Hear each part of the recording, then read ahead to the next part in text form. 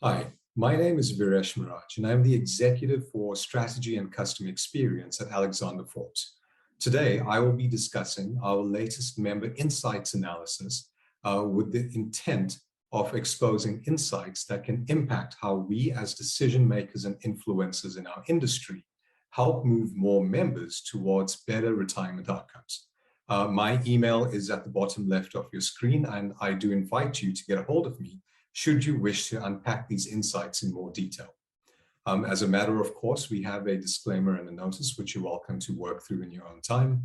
But through the course of today, I wish to take you through our rationale as to why we perform this analysis, some of the key statistics and findings, and what do these insights actually mean, and what outcomes can we deliver by influencing real, meaningful change in our industry. Now, what I'm going to take you through today is a whistle-stop tour of the main findings and conclusions of the Member Insights work. I do encourage you to either get a hold of us as Alexander Forbes to go through this in much more detail, or to access the report itself via EBnet so that you can work through the findings in much more granularity. So why do we conduct the Member Insights work? Well, firstly, we have a responsibility as an active corporate citizen in order to unpack the behavior and dynamics of our industry in a manner that enables us as Alexander Forbes to package that insight and influence the advice and solutions that we develop in order to make an impact on our clients. But going beyond that, we choose to share these member insights with the industry freely so that all stakeholders have access to the IP that can help move more members across our industry towards better retirement outcomes. Over time, our industry has moved towards the individual themselves. And this relates to the shift from defined benefits to defined contributions, in many respects, the shift to umbrella funds these days. But the most significant shift that we anticipate is the move from servicing and dealing with institutions to dealing with the individuals underneath those institutions. So in a very real sense, instead of dealing with institutions made up of individuals, we are now, as an industry, going to be dealing with the individuals who comprise the institutions themselves. And hence the need for deep and meaningful insights into member dynamics, member behavior, are necessary so that we can influence choices, so that we can influence behaviors, and so that we can engage more members more robustly in order to empower them to move more significantly towards a better financial outcome at retirement. So if we go into the actual statistics behind this analysis, we find that as Alexander Forbes and as the most significant provider of retirement fund administration in South Africa, we have close on 1 million members within our administration book. And we have looked at this data set of close on 1 million data points in order to present these findings that you'll see here today. We have gone a step further compared to our previous analyses and have enriched this data with other data from non-retirement samples and sets. So in a very real sense, attempting to get a more holistic view of an individual and their holistic profile that informs their view of a well-rounded individual across their financial needs, as opposed to the traditional one-dimensional view through retirement funding. Now, this is the biggest and most credible sample of retirement fund analysis in the country, and it's been running for approximately 16 years. And this year, we've gone that additional step further in enriching it with the non-retirement funding data. Now, this view has allowed us to gain insights into savings behavior, as well as various other aspects of individuals and trends, which we'll unpack in a few moments' time. The intent here is that this data is there to help us to develop solutions and to inform advice models that help to change behavior. And over time, the intention is that these insights are packaged in a manner that influences how people actually make decisions and hopefully make better decisions to enable those better financial outcomes. So let's look at some of the key findings and demographics. So running into this head up, we find that the gender split across the administration base is approximately equal at 49 to 51 between female and male members, with the average age of a member being around 40 years old across both genders. Now, what we found within our administration book, as well as more generally across administration books in our industry, is that the single biggest cohort of a generation within administration these days is the millennial generation, who make up approximately 50% of the average fund count. When we look at life stages and family profiles, we see the split, as you can see on your screen, with just under 50% of members being married and a significant proportion being single. What's interesting about our deeper analysis is that a significant proportion of single mothers has been identified in this year's research. And the challenges and opportunities that present single mothers as a designated cohort within a retirement fund are unique. And this can inform how we engage with the single and most influential group when it comes to raising their households under quite constrained circumstances. We find that the average income level is around just under 20,000 Rand, and the average household income is just around 28 to 29,000 Rand. Now, moving a bit further beyond the traditional retirement fund data, we've managed to blend the retirement administration data with credit bureau data as well. And we find a number of the statistics that you can see on screen. What we find is that across the administration base, approximately 95% of our members have an active credit card or are credit active, and a third have an active credit card. And you can work through a number of those findings in your own time. What's quite interesting, though, is that when we look at a prestige credit score, we find that the average credit score is actually not too bad at this stage. And it's something that we wanted to dig into in a bit more detail. Worryingly, about 5% of members are under debt review. And this is a figure that we've got to watch quite closely, given the influential role that debt has on retirement funding behavior and ultimately on the outcomes that members face. A question that's asked quite often is, well, to what extent do retirement fund members engage with digital technology? And we find that there are differing levels of digital maturity through an average membership base. Now, in the actual research, we can dig into this in far more detail, looking at this by industry and by generation as well. But just at a high level, we find that there is a significant exposure to most social media and digital channels, with Twitter being the least exposed at this stage.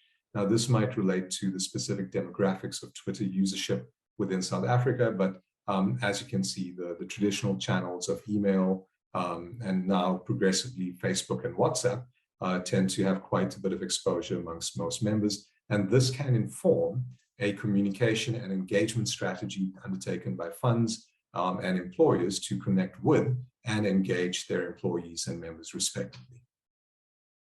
When we look at family and life stage, we find that on average, members have 0.89 children in a household, which means that some families have more and others have no children. We have approximately 3.64 people per household, and in the average household, just under 2 breadwinners per household, which means that typically you have both sets of parents working in order to provide for their families. So let's look at how this translates into retirement outcomes. Now, the average projected replacement ratio is around 40%, or just under 41%. And in looking at the administration base, only about 6% of the total membership can expect to receive a projected replacement ratio above 75% of their pensionable salary. Now, this might also be a bit of an overestimate at this stage, and I'll explain why in a slide or two's time. Now, the primary reasons behind this poor dynamic is a lack of preservation when individuals change jobs or are retrenched, as well as low contribution rates from the outset. And there are a number of factors that influence these particular inputs, and we're looking to amend those and influence those progressively over time. So let's look at projected replacement ratios by age band. Now, as one would expect, the younger you are, the more likely you are to have a projected replacement ratio that's quite healthy. The reason being is that's primarily theoretical in how it's constructed. So 25-year-old has roughly 40 years of the career left, making use of a number of assumptions. You've got the split of the proportions of replacement ratios, as you can see on screen. Now, what you see progressively happen as the age bands increase is that it's no longer as theoretical, but it becomes far more practical and influenced by reality and actual fund credits. And you start seeing the impact of decisions made over the course of one's career, especially early on in one's career. So as individuals age in this graph, the proportion of members that can expect to receive a significant replacement ratio starts to reduce. And that's a function of the lack of preservation early on in their careers. Now let's look at actual replacement ratios as opposed to projected. Approximately half of the retirees in the sample currently receive a replacement ratio of less than 20% of their final salary, and about 3/4 of retirees receive a replacement ratio of less than 40% of their final salary, which is quite troubling. Now, this is a situation which is clearly not tenable, and it's something that as an industry, we've got to take on the chin and look at ways of addressing. In a very real sense, what we're looking at here is the outcome and the ultimate destination of the shift from defined benefits to defined contributions, because this is now the first real generation that have funded for retirement under the construct of a defined contributions environment.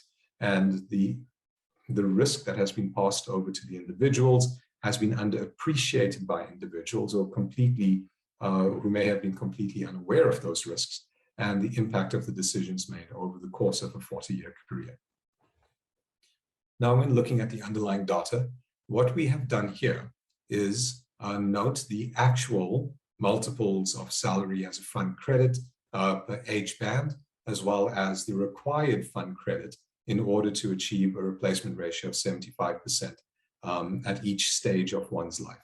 So if you're 20, let's call it, if you're 33 years old, you should have a fund credit of just under 2 times your salary. What we see in practice is that it's less than 1 times. So if you look at age 65, you should have approximately 12 times your salary in order to purchase a 75% replacement ratio. But what we see in practice is an actual fund credit of just under 4 times. Now, clearly, this means that people are not going to have enough at various stages in their life and start to move away from the theoretical good path quite early on in their careers. In fact, it's probably somewhere in the region of 27 to 28 years old that these two lines start to depart quite substantially, and firstly in small margins, but as you can see, that departure becomes quite material due to those small changes early on. In fact, what we have found is that in some of our analyses, the first 10 years of one's contributions to a retirement fund make up close to 50% of the fund credit when one retires if you stay invested throughout your career, and that's the power of compound interest. So despite the small amounts that people may withdraw in their first 10 years of working, those small amounts have the most significant potential to benefit from compound interest, which is a concept that, given that we're having this discussion, I assume we're all familiar with. But this projection, again, brings it puts it in the starkest of realities as to what is theoretically possible versus what is currently practically and actually in play in reality. Now, as Alexander Forbes, we are positive on the proposed 2-bucket proposal by National Treasury, which you can work through on screen. And we've done a bit of analysis here. Some of you may have seen the CISA work or the ASA work as well, but as Alexander Forbes, we've conducted our own analysis to show, well, what do we expect the 2-bucket system to do for an individual starting funding under this environment? Now, what we have here is a range of projections with the blue line at the top assuming full preservation throughout one's career. The tan beige line right at the bottom uses the actual withdrawal rates sourced from our analyses and the data that we've interpreted through this work that we've done to project where people will actually end up if they keep withdrawing at these rates. And with the orange and teal lines, or is that green, showing how various versions of the 2-bucket system can help improve outcomes. So very much the top blue line being the theoretical possibility open to anyone starting to fund for retirement, the brown line or the beige line being the actual reality on the ground, and the two-bucket system trying to find a way, and a practical and pragmatic way, to improve outcomes from what's in play to what is theoretically possible. Now, providing access to, call it a third of one's savings at any point allows for us to address short-term needs, which arise from various drawdowns in one's income, including debt, while having compulsory preservation to the remaining two-thirds allows for the power of compound interest to apply to, at the very least, the two-thirds of the fund that remains invested for the prolonged period. So now let's look at some of the additional data and findings we were able to find that influence retirement outcomes, directly and indirectly in some cases. So when we look at financial stress, we find that millennials as a generation are at high risk compared to other generations. And you can cast your eye over the various graphs here. I mean, if you look at the chart on the left, what you find is that the proportion that's high risk, medium, and low risk, we've got a significant majority in the medium risk category for millennials. And their credit scores tend to be worse than other generations. And we've split millennials between early millennials and late millennials to allow us late millennials to still call ourselves millennials, as opposed to falling over into the Generation X bucket. So when we look at some other data points that deliver the same conclusion, we find that the finding that millennials are financially stressed holds true and is still robust. For instance, when we look at early millennials, their loan default rate is higher than any other generation, with late millennials still being higher than later generations or older generations, but still much lower than for early millennials. Now, this could be as a function of job prospects, unemployment, or various other issues relating to having to take care of family in financial distress, or various other drawdowns in one's income. But the reality is that this is there, it is an influence. And if we expect these millennials in the very early stages of their careers to stay invested, to stay preserved, without engaging them, without connecting with them, without empowering them to make a better long-term decision, this level of financial stress will play a key influential role in the decisions that they make when they change jobs. And invariably, what we find is that about 90% of members, and more so for millennials, tend not to preserve, or they withdraw their savings each time, which then scuppers their attempts or their ability to benefit from the power of compound interest, as explained and illustrated a bit earlier on in this presentation. So moving on from the generation differences, let's look at a few gender differences. As a proportion of members, what we find here is that the proportion of females to males has improved under the funds under administration over time since 2012. So in 2012, approximately 40% of members were female, and now we're looking at just about 48 or so. And that is not an insubstantial improvement, and is one that I think is of credit to corporate and the corporate South African public sector, as we've enhanced and progressively included females in the retirement funding journey and in employment across various industries. Now, this is of no surprise, and this is actually something that has been commented on in various forums, but females tend to be better educated than their male counterparts. You can see that by the various statistics on screen on the administration book that we've analyzed. On average, females have higher levels of education. We are not able to, at this early stage in our analysis, identify what types of degrees, for instance, have been studied between the two different genders, and that's something for further exploration down the line. But at the very high level, females are able to demonstrate better education, if not yet the actual type of education in a granular basis. What we're also able to see is that when it comes to financial stress, females demonstrate marginally lower levels of financial stress when evaluated against credit ratings, proportions of loans in default, overdue loans, for instance, debt-to-income ratios, degrees of unsecured credit, as well as exposure to secured credit. So on these different factors, at face value, what we have here is a marginally better picture for females, which is something that we do want to dig into in further iterations of the research to explore how this may transition and change over time, as well as to unpack and explore some of the underlying reasons behind the dynamic that we can see on screen.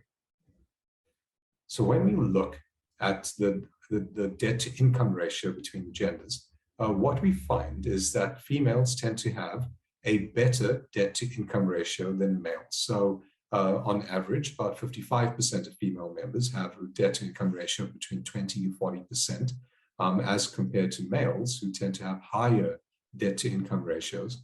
What's also interesting here is not just the view of the average, but the outliers as well, with males tending to have much higher outlier figures for debt-to-income ratios, which has potentially levered effect on their financial stress, as well as mental health and resilience, which has a knock-on effect in many ways, including on their health.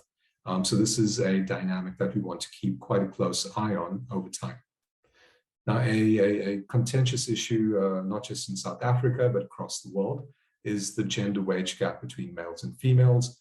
And as part of the administration data, because we do get access to payroll information as part of the data set, we've been able to split male and female payrolls. And you can see that there is a substantial difference between different sectors when it comes to this wage gap. On average, females earn 83 cents for every 1 rand earned by males. And we do want to go further and unpack the reasons and driving causes behind the dynamic that we can see on screen. Now, you pick up that there are some notable exceptions to this unfortunate rule. And for instance, in the mining sector, females tend to earn more, but that's likely to be as a result of the gender split within the mining sector and the types of work done by males and females through the mining sector itself, resulting in females earning more there. But this is an issue that we do want to explore and understand in more detail, so that we as an industry, not necessarily as a retirement funding industry, but broader as the public sector and the private sector, we're able to influence real change and to close the gender gap in a meaningful manner over the forthcoming years. So what can we as stakeholders, as invested stakeholders in the retirement funding industry do to improve outcomes for our members? Well, here are some main challenges summarized on the screen, and none of this should come as a surprise to any of us in the conference here today. But in our view, and having had a look at far greater granularity of insights coming out of the Member Insights work, which I do once again invite you to access, whether via EBnet itself or in contact with ourselves, our view is that these are the factors that can tangibly influence better outcomes. Having a one-dimensional view of a fund, of an employer, or of an individual tends to pigeonhole a response, whereas having an integrated advice framework across retirement funding, investments, healthcare, as well as personal financial planning, and furthermore, helps to get a holistic view and an integrated view of how an individual who is not just a member of a retirement fund, but could be a mother or a father or a single mother or a father under significant financial distress. How can we help address their needs in order to help them make better decisions over a period of time, which ultimately influence their retirement funding outcomes? Without taking that longer term view and that more holistic view, we're effectively trying to improve retirement outcomes with one hand tied behind our backs. As Alexander Forbes, we believe that robust and mature retirement benefits counseling has a significant role to play in inclusively providing access to appropriate information and allowing individuals to be empowered with the right information and to be aware of the consequences of their decisions, both positive and negative, over the long term. And increasing access and utilization of retirement benefits counseling is a responsibility that all of us as stakeholders in this industry bear, and is one that we are keeping a close eye on as we progress into the future. This is underpinned by financial literacy training, which is at very low levels across the socioeconomic spectrum. It's a misnomer to assume that because someone hasn't been well educated through schooling or has a low-paying job, that they're the issue. We've only got to train blue-collar workers when it comes to financial literacy. In fact, in work we've done through universities, as well as, for instance, law firms and accountancy practices, you'd be surprised to find that financial literacy is a gap irrespective of how specialized, professional, and competent you are in whichever role that you play. Financial literacy is a common gap that we share as South Africans. Financial advice needs to be inclusive and not just reserved for the top 5% of an employee base. As Alexander Forbes, we believe that all members of a retirement fund deserve help. And how can we, as an organization, as an industry, inclusively provide that help to these members, and not just the top 5%. And clearly, digital innovation has a significant role to play. As you would have seen from a number of my colleagues here at the EBnet Tech Conference, digital innovation helps to expand the scope of our influence, expand the scope of our reach, and hopefully over time, as adoption increases, influence and lever up the impact that we make on people's lives.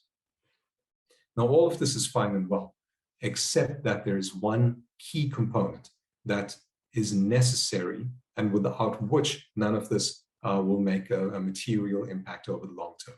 And that's the support of employers and retirement funds themselves.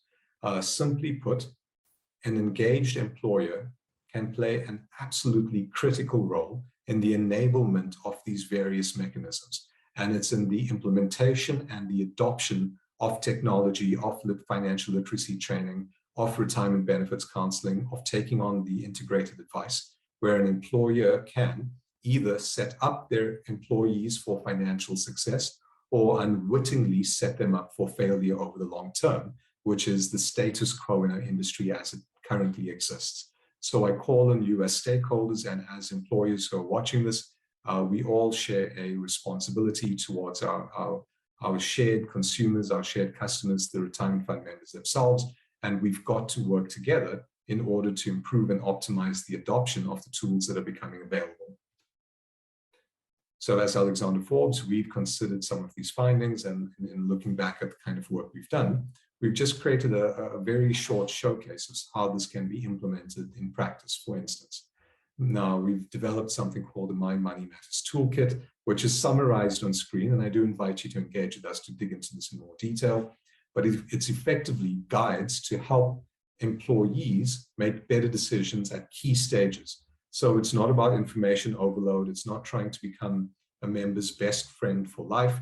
It's about being there in an accessible manner, in an easy to find manner, and in a simple manner to equip individuals with information and education so that they can make good decisions at key junctures, with a particular focus on the ones that you can see on screen. And you'd note that starting a job and leaving an employer, for those who are in the accumulation phase, have the most significant promise and potential to either amplify or dampen one's retirement outcome due to the choices that you can make at those stages in your career. And hence the Money Matters Toolkit is calibrated to have a direct intervention and impact on behavior at that exact stage in one's career. Now, this is supported by retirement benefits counseling, which you'll be well familiar with. And there are a number of intentions behind it, as described for the last number of years and with the inception of the default regulation. Now, the key issue here is that counseling needs to have an impact before decisions are made. And I think for many service providers and retirement funds, we've seen that counseling falls flat if it's delivered and people can only access it after they've made that decision and after they've put pen to paper. So the key challenge here is, how do we create access to retirement benefits counseling proactively and create awareness of the ability for retirement fund members to connect with their fund, with counselors, with advisors, in order to make a better decision.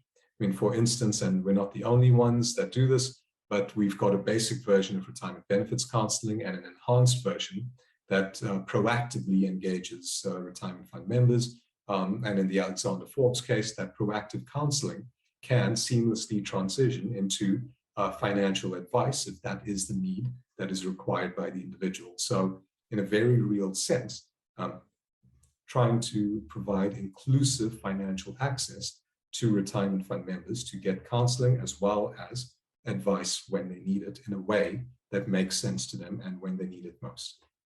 Now, we've seen a number of positive responses to this, and you can cast your eyes over the screen, and I've just included a few statistics to support the impact of counseling here. But there's one that I do want to emphasize. It's not just about counseling, it's about having an integrated framework that supports the counseling process and as well as optimizes the individual's ability to access counseling and to transact in the back of the knowledge gate. Where we've got the ideal recipe in place, and we've done this for a large brand name professional services firm based in Santon, where we've got that coherent ecosystem implemented with the buy-in from the employer, what we've seen is an almost doubling in the preservation rate when individuals leave that employer, as well as an almost doubling, not just in the number of members, but in the assets that have been preserved as well.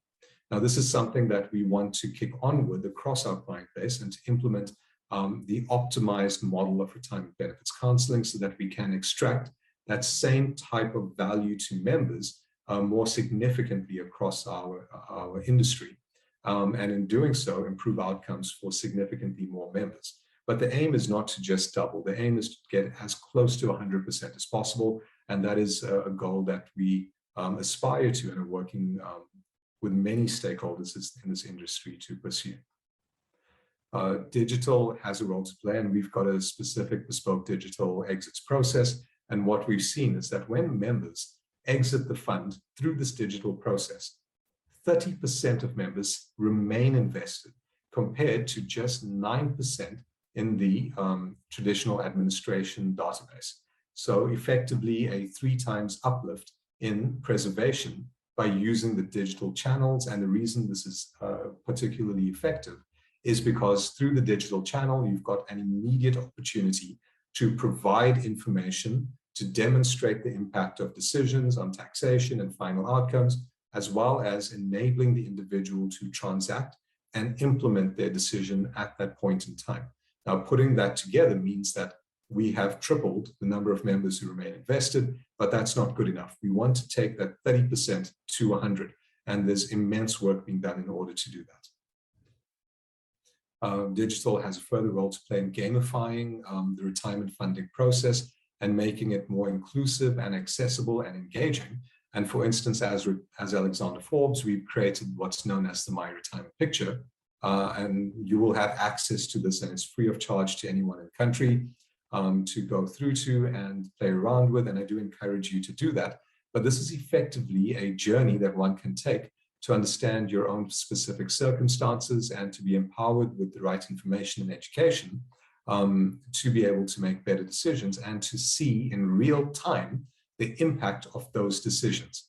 So that link will be made available via the EBnet Tech Conference, and I do encourage you to go experiment and to play around with this tool, which we are aggressively rolling out within our client base as we speak. And what we can see on screen here is some of the prototyping results we've received from testing My Retirement Picture across a number of clients. And in a very real sense, this is part of a coherent ecosystem that combines member education services to provide financial literacy training, the My Money Matters Toolkit, which is there to provide guidance and access to information at critical junctures in one's career and life stage in order to make better decisions, through to standard retirement benefits counseling, through to proactive retirement benefits counseling, through to inclusive independent financial advice that all bolt together in a coherent ecosystem that integrates around the individual, which is important because the issue here is how do we form this ecosystem of support around the individual to equip and enable them to have access to information, to be able to transact easily, and to be able to empower themselves on their journey towards their proper retirement outcome. Now, as Alexander Forbes, that's the view that we've taken, that an integrated end-to-end ecosystem that coherently touches each point and enhances and optimizes each point in this journey is how we can best influence and impact on members, as opposed to many other approaches which could have multiple views, multiple processes, multiple providers who are not integrated, resulting in a disjointed customer experience for the individual, which alienates, confuses, and disempowers individuals from being able to be informed, as well as educated and enabled to make better retirement funding decisions. So in a very real sense, having moved from a defined benefits to a defined contributions environment, the onus is now on the individual to make that better decision. But the accountability and responsibility to equip them to do so rests on our shoulders as service providers, as employers, and as fund stakeholders, because that is our fiduciary duty, that is our purpose, that is our reason for being, and that is to serve the member as best as possible, to equip them to make those good choices, to get those better outcomes in retirement. Now, as I close off, I do encourage you once again to get a hold of myself, should you wish to dig into these findings in any more detail. But I must call on you to access the Member Insights booklet itself, which goes into much, much more detail on an industry basis and on an aggregate basis across various spheres of the data. And as a client of Alexander Forbes, or for those of you who are clients of Alexander Forbes, what we will be doing for you in time is contrasting your specific fund against the industry which you belong to and against the average sample in total, so that you can benchmark yourself appropriately to understand where your members sit relative to your comparison groups. And in doing so, hopefully extract the insights that we can use collectively as partners to impact on our shared customers, those retirement fund members themselves.